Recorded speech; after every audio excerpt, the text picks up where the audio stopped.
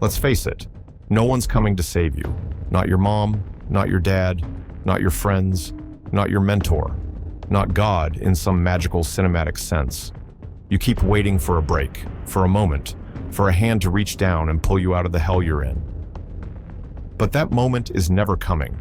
The world doesn't owe you anything, and nobody cares about your excuses.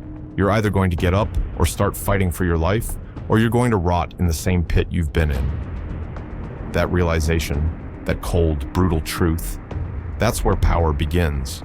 I remember being 297 pounds, depressed, broke, ashamed.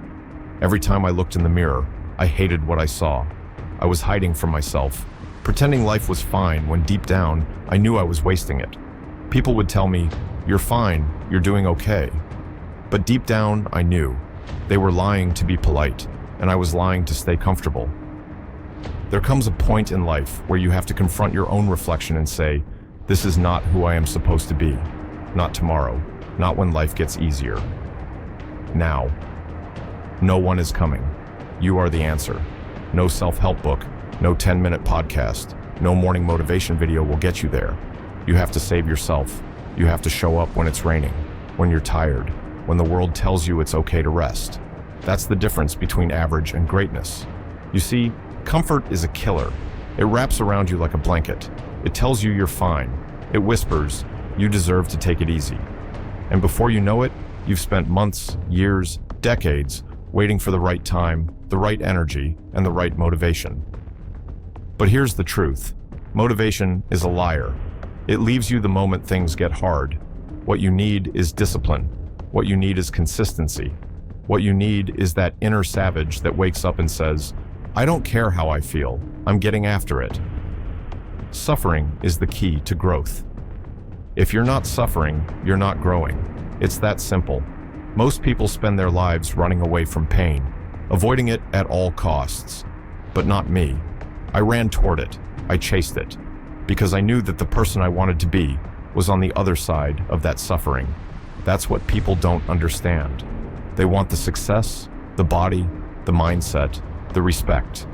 But they don't want to bleed for it. They don't want to wake up at 4 a.m. and hit the pavement in the freezing cold. They don't want to fail again and again and again. But that's exactly what it takes. Do you want to know how I became a Navy SEAL, an ultramarathon runner, and someone who could push beyond what the body and mind are supposed to be able to do?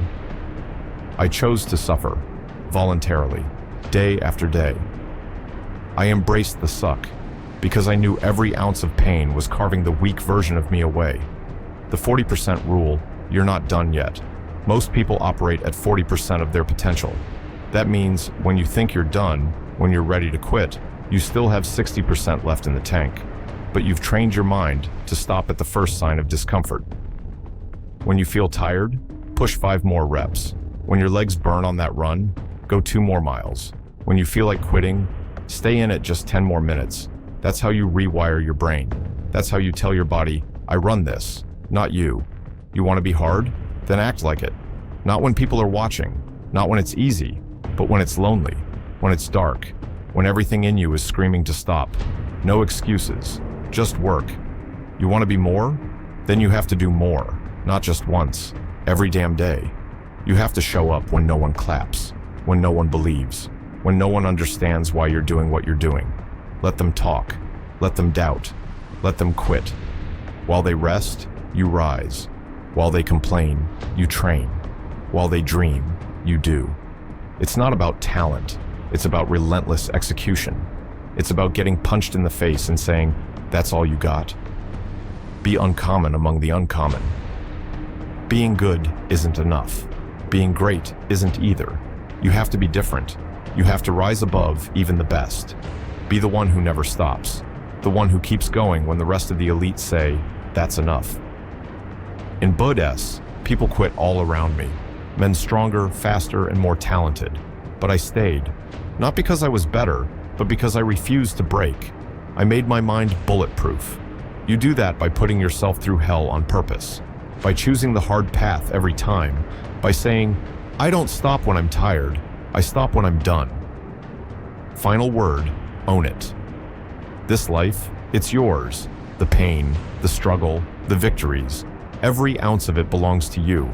So stop waiting, stop blaming, stop hiding. Look yourself in the mirror and say, no one is coming. But I'm already here. I got me. And I'm not going anywhere until the job is done. This is your wake-up call.